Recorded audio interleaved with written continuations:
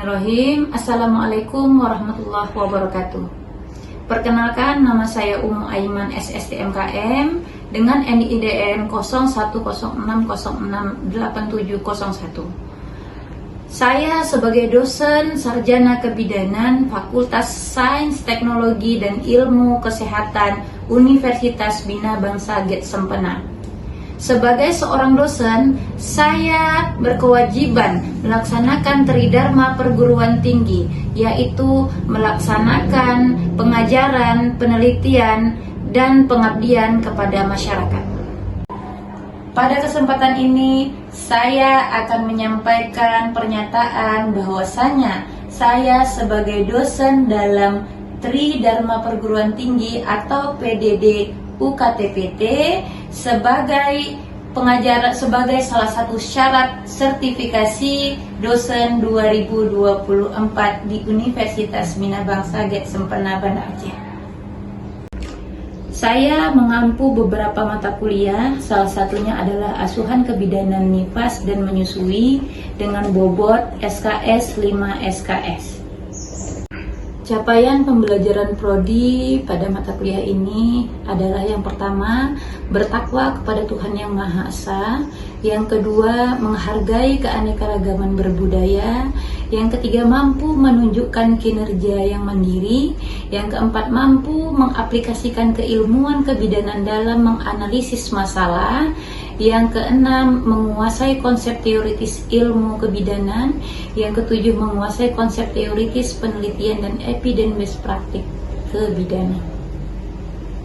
Capaian pembelajaran mata kuliah ini yaitu yang pertama, mampu menguasai konsep dasar massa nifas. Yang kedua adalah mampu menguasai perubahan sistem reproduksi selama masa nifas. Yang ketiga, mampu mengaplikasikan manajemen asuhan masa nifas. Yang keempat, mampu menguasai kebutuhan dan seksualitas pada ibu nifas.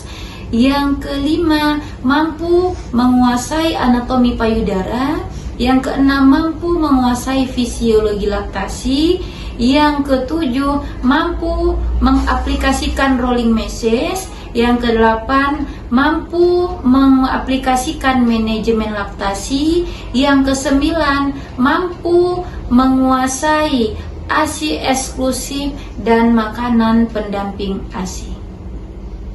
Adapun media pembelajaran yang saya pakai kalau secara teoritis yaitu dilaksanakan dengan menggunakan ceramah, diskusi, seminar, penugasan, tutorial, dan problem based learning.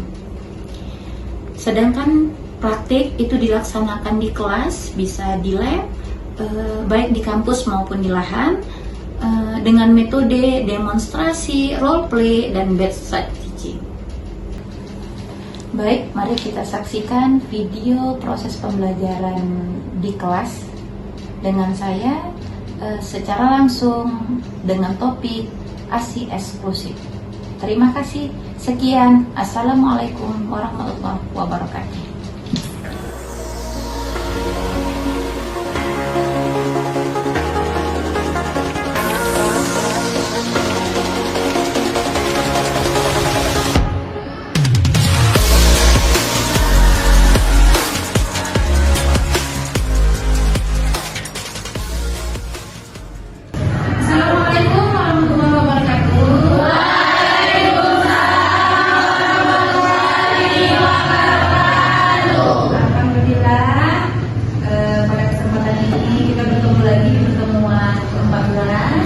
Hari ini Ibu akan memaparkan tentang ASI eksklusif. Nah, sebelumnya kita sudah membahas tentang manajemen laktasi. Nah, Ibu mau tanya, hari kemarin ada Ibu buat tugas ya, buat anatomi payudara, tentang bagian dalam dan bagian luar ya? Nah, Ibu mau review sedikit tentang anatomi payudara. Kalian siapa yang mau jawab silakan. Bisa, ayo. Bisa? Sama? Ayo, Mama E sama Papila. Papila dan Mama E. Oke. Satu lagi pertanyaan. Di mana letak gudang ASI? Kalau di bagian dalam apa namanya?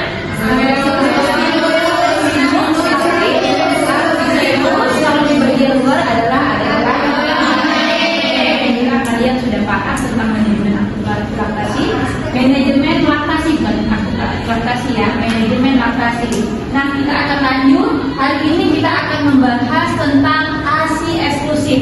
Jadi kita sering mendengar ASI. Saya mau beli ASI eksklusif. Kira-kira ada yang tahu ASI eksklusif itu apa?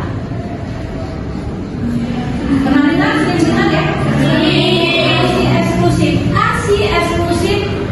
ASI eksklusif adalah ASI yang diberikan dari 0 sampai 6 bulan. Kok ASI saja tanpa makanan dan minuman apapun jenisnya. Mau dikasih madu, mau dikasih susu yang untuk bayi khusus, itu tidak. Yang namanya ASI eksklusif hanya air susu ibu saja, tidak air putih atau air mineral yang lain. Oke, paham ya?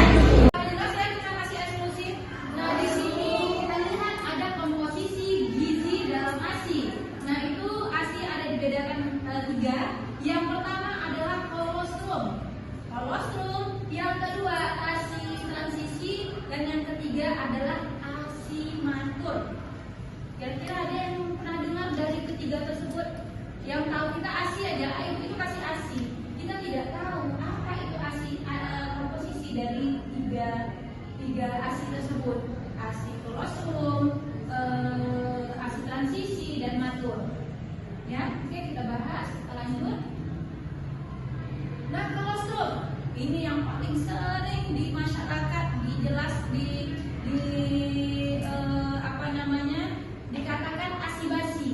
Ibu, kalau seandainya mau mengeluarkan ASI, itu ASI yang pertama harus dibuang. Kalau di masyarakat, di orang awam, itu banyak sekali yang membuang ASI pertama. Padahal ASI kolostrum itu ASI yang paling penting untuk daya tahan tubuh bayi. Maka kolostrum itu apa? Kolostrum itu disekresi oleh kelenjar payudara pada hari pertama. Di hari pertama, kalau yang warnanya warna kekuning-kuningan, dan itu biasanya pengeluaran kolostrum tidak banyak, sedikit, tapi khasiatnya besar.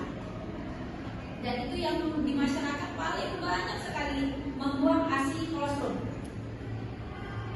Paling banyak, katanya ASI basi. Kalau diminum nanti bisa sakit perut, kembung bayi, diare bayi pada hari tidak. Disinilah letak kekebalan tubuh bayi. Fungsinya untuk kekebalan tubuh bayi. Maka tidak boleh dibuang. Kolostrum cairan dengan viskositas kental, lengket, dan berwarna kekuningan. Kalau ciri-ciri tersebut sudah pernah kalian lihat, ada ibu menyusui yang baru melahirkan, ada nampak warna kuning-kuningan, itu namanya kolostrum. Jelas ya? Oke. Kolostrum masih mengandung rendah lemak dan laktosa. Jadi yang namanya kolostrum itu dia rendah lemak dan laktosa. Baik, sebelumnya ibu mau bertanya, kira-kira siapa yang tahu bagian anatomi bagian luar? Saya boleh ya, oke. Baik. Bagian luar anatominya ada mamai, areola mamai, dan papila. Oke, bagus. Ada lagi? Siapa? Ibu. Ya. Yang pertama ada mamae, areola mamae, sama papila. Oke. Terima kasih, bagus. Selanjutnya ada yang ingin ditanyakan lagi. Letak gudang ASI di mana? Oke. Perkenalkan, nama saya Tigor Tuniska. Letak bagian gudang ASI di bagian dalam, yaitu di sinus lativerus. Sinus lativerus atau areola mamai. Di sinilah letak gudang ASI. Kalau ASI itu banyak berlimpah, kalau memang posisi menyusuinya itu benar, ASI akan berlimpah dan bayi mendapatkan ASI yang berlimpah. Ya, oke, baik, kita lanjut. Kemudian ASI transisi atau ASI peralihan. Nah, kita ketahui bahwa di ASI transisi itu di ASI hari keberapa? ASI di hari ke-4 sampai hari ke-10. Jadi kalau dilihat dari ibu pospatum, itu ASI yang dinamakan ASI transisi dari hari ke-4. Kalau hari pertama, kedua, ketiga itu masih dinamakan kolostrum. Kalau yang di hari ke-4 sampai hari ke-10 itu sudah peralihan dari kolostrum ke ASI transisi, namanya ASI transisi. Jadi kalau hari ke-4 sampai ke-10 ya kita tahu bahwa ini ASI transisi. Kalian sudah bisa mengklasifikasikan yang dinamakan ASI transisi itu apa. Nah,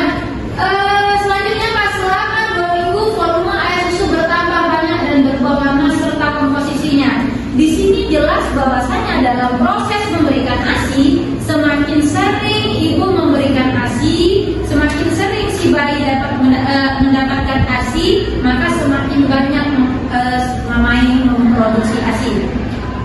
Jadi kalau seandainya kita mau ASI banyak, prinsip ASI semakin sering dikasih, semakin kosong payudara, ini bayi udah dapat ya banyak ASI, kosong payudara, maka semakin banyak produksinya. Maka kalau kita lihat dalam proses 1 minggu atau 2 minggu itu mulai memait, payudara kita bengkak besar sekali. Kalau biasanya pakai bra itu nomor 36, bisa jadi ketika naik tingkat, tapi itu di tahap pertama ya, proses ASI lagi bengkak-bengkaknya di 2 bulan 3 bulan itu ASI lagi luar biasa banyak produksi. Ya.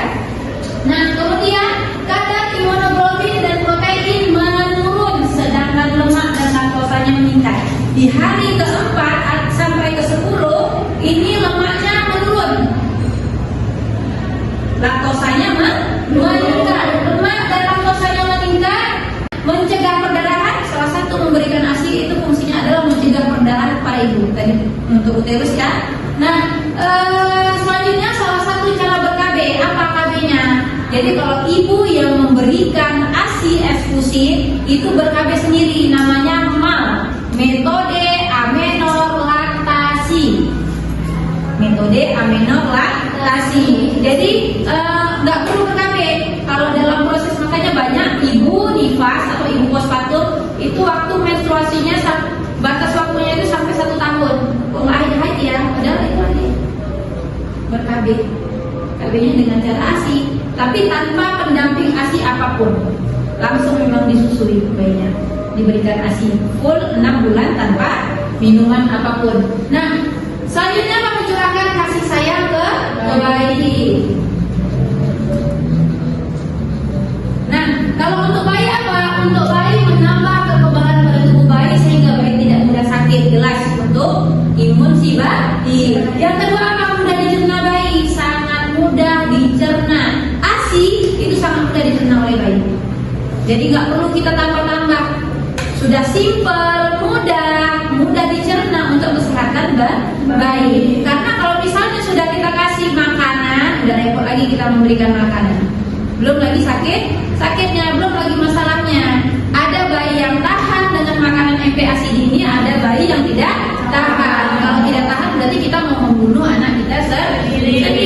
Kita kasih makan pisang, dikorek pisang, kita buat pisang, kita kasih makan.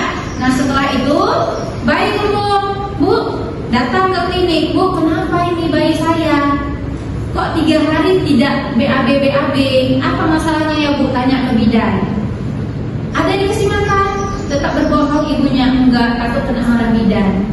Alhasil nggak tahu permasalahannya, perut bayi membengkak BAB. Kita aja yang orang besar kalau nggak BAB nggak enak perut kan? Ada bayi yang tidak dikeluarkan kotorannya, fesesnya.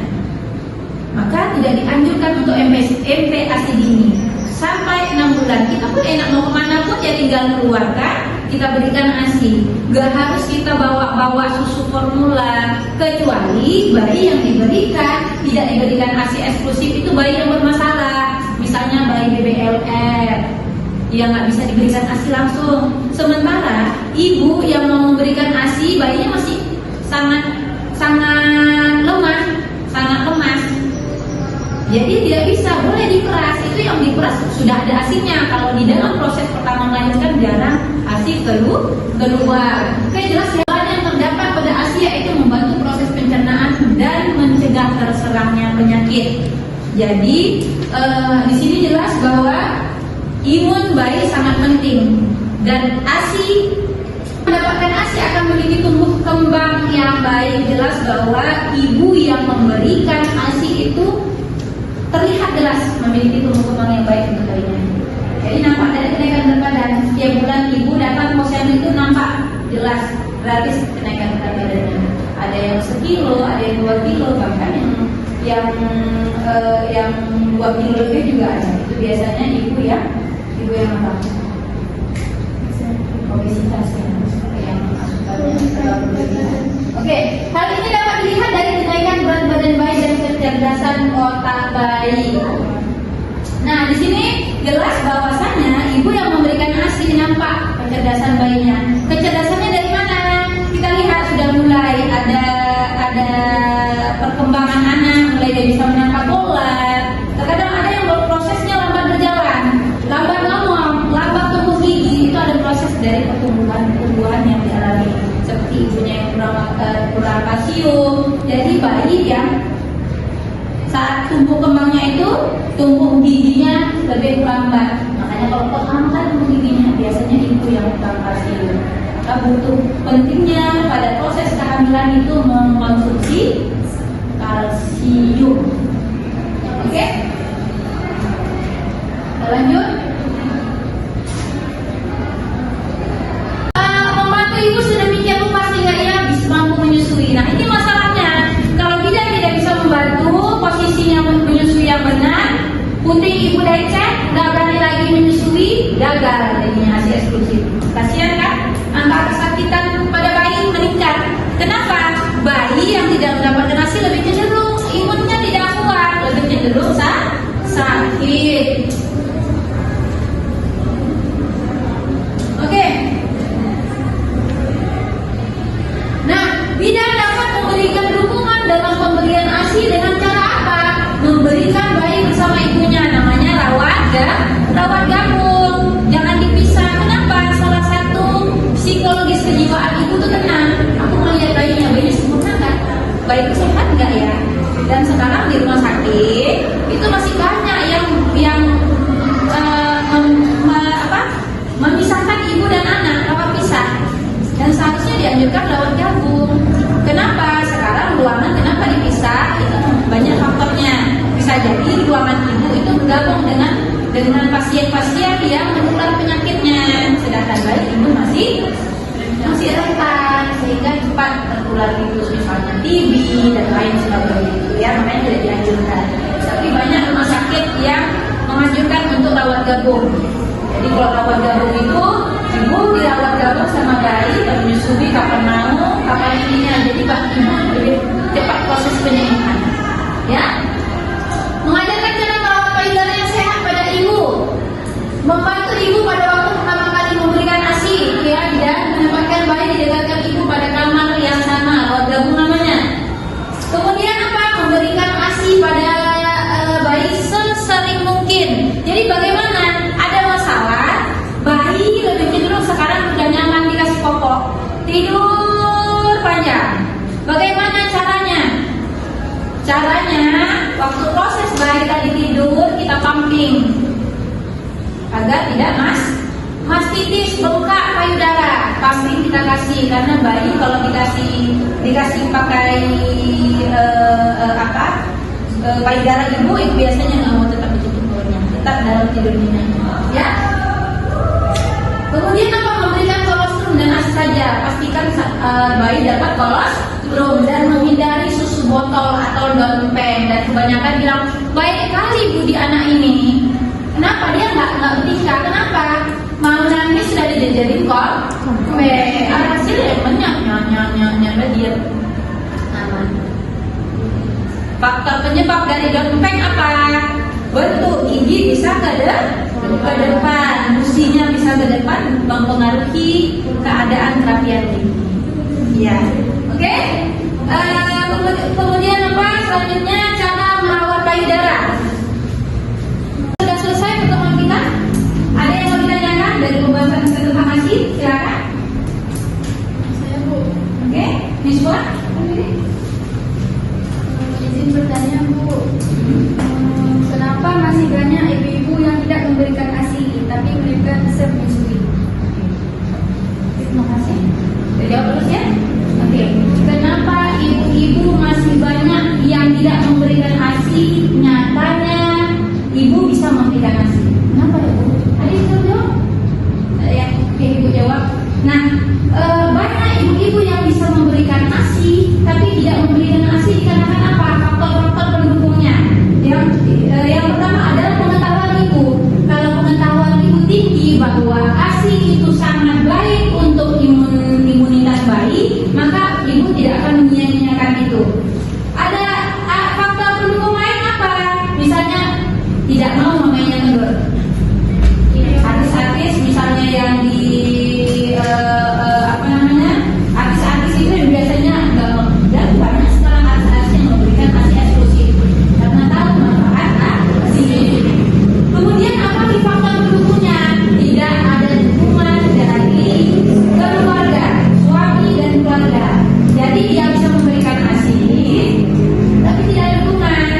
Mertua boleh. Dulu kalian sehat semua, mau kasih makan bisa, mau kasih makan nasi tim, nggak ada masalah apa-apa kok. Biasa gitu kan?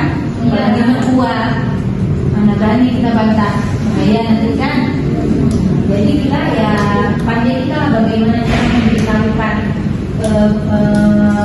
keluarga, bagaimana caranya agar kita bisa tetap memberikan ASI eksklusif. Tapi kalau memang ini tuh faktornya tadi. Satu lagi, terakhir apa faktornya? Ibu bisa memberikan ASI, tapi tidak mau memberikan kesadaran sendiri, nggak sanggup. Dari pertama, Bu, saya nggak bisa ASI. Ingat, apa yang kita omongin, kita aja sekarang ya. Kalau kita bilang, aduh memang yang sakit, kalau kita bilang sakit, terus mas.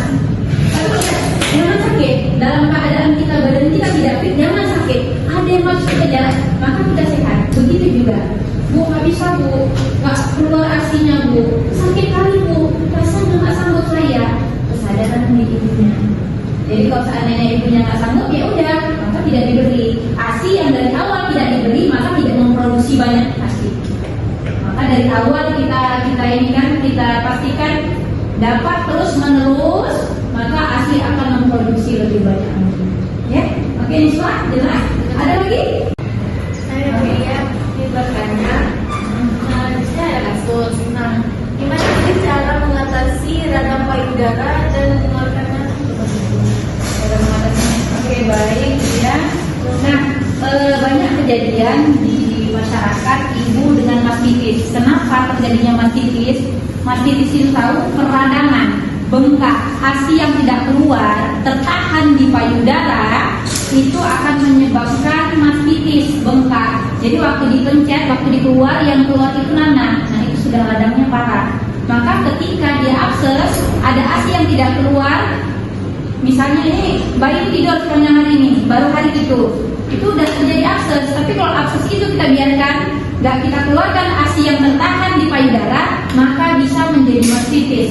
Mastitis itu ASI yang tidak dikeluarkan, ya terpendam di payudara, menyebabkan terjadinya nanah darah, sehingga bengkak, merah, meradang. Nah itu kalau seandainya sudah mastitis, harus dioperasi dan dikeluarkan nanahnya. Tapi kalau masih abses, masih bisa kita lakukan kompres hangat.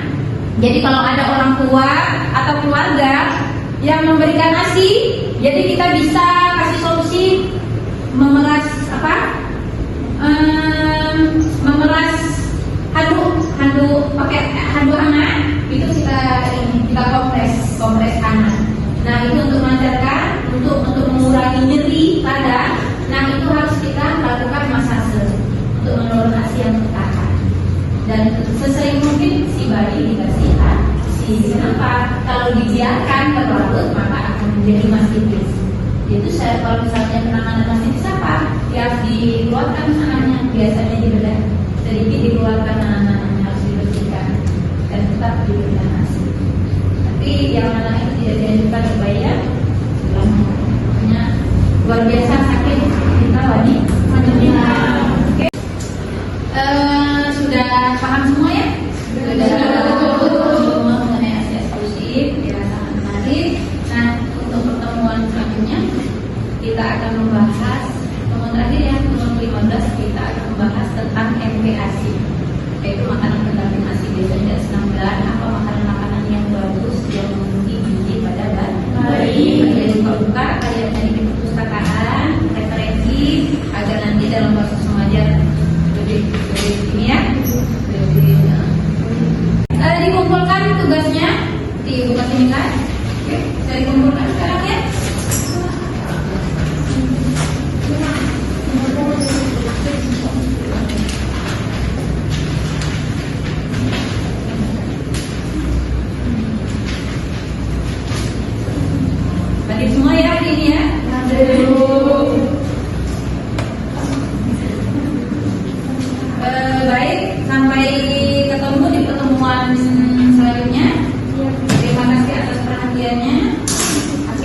jemaah